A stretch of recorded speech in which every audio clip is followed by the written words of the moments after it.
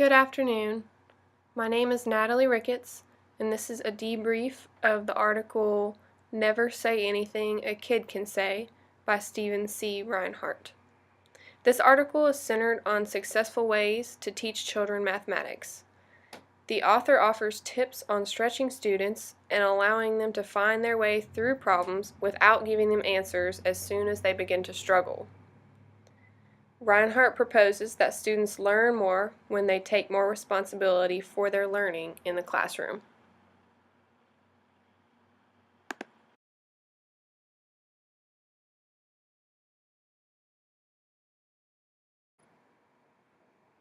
The first quote that I chose from this article was from page 39, and it states, "My definition of a good teacher has since changed from one who explains things so well that students understand to one who gets students to explain things so well that they can be understood." This quote stood out to me because here Reinhart is putting the emphasis on the interactive teaching and learning as opposed to just lecturing or sort of teaching at students without much commentary or understanding if the students are understanding.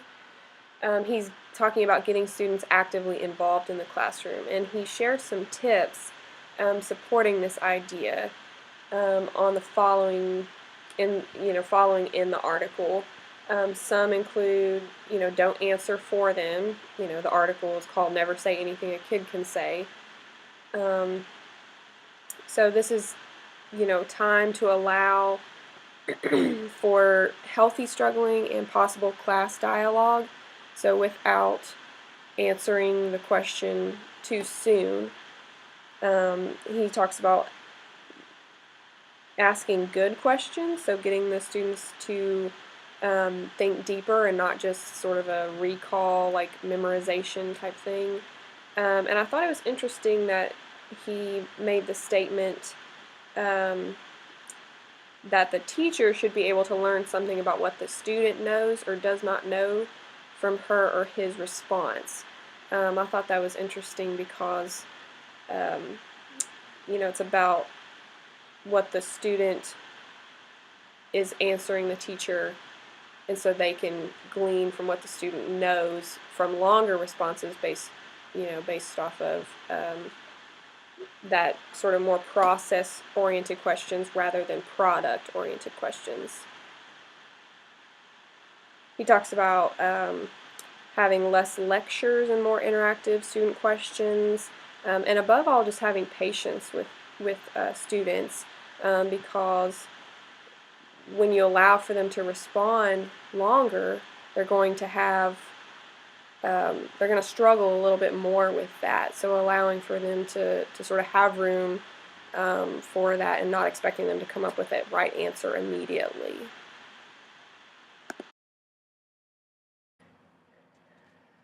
The second quote I chose was on page 41, and it discusses asking fewer higher quality questions rather than a higher number of lower quality questions. The quote is, "I now believe that all students learn more when I pose a high quality problem and give them the necessary time to investigate, process their thoughts, and reflect on and defend their findings." With asking better questions, you can allow students more time spent on those questions and really allow some deep processing to happen in that given time frame. As a teacher, you can encourage group time and let students hear and learn from each other and also process together. And Reinhart touches on never using questions to embarrass or punish, because if you are attempting to foster this type of open and discussion-oriented environment, you want kids to feel comfortable and safe enough to share their ideas and their thought processes. Shaming or embarrassing is a quick way to shut that down.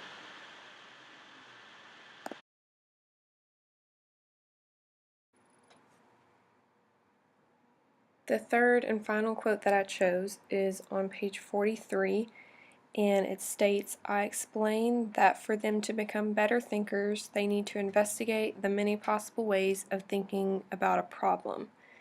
This is where that open discussion-oriented environment is very important. Reinhardt explains that even if two students use the same method to solve a problem, they usually explain their thinking in different ways. Using explanations from multiple students could help clear up confusion for another student that's still struggling.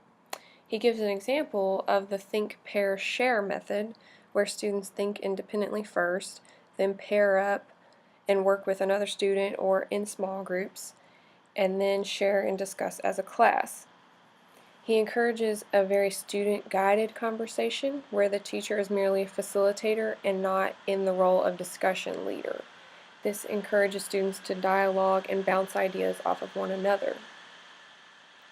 This is another example of why it's important to create that friendly, safe environment in the classroom that's really conducive and best for continued growth and learning amongst students. Thanks for listening to this article debrief of Never Say Anything a Kid Can Say.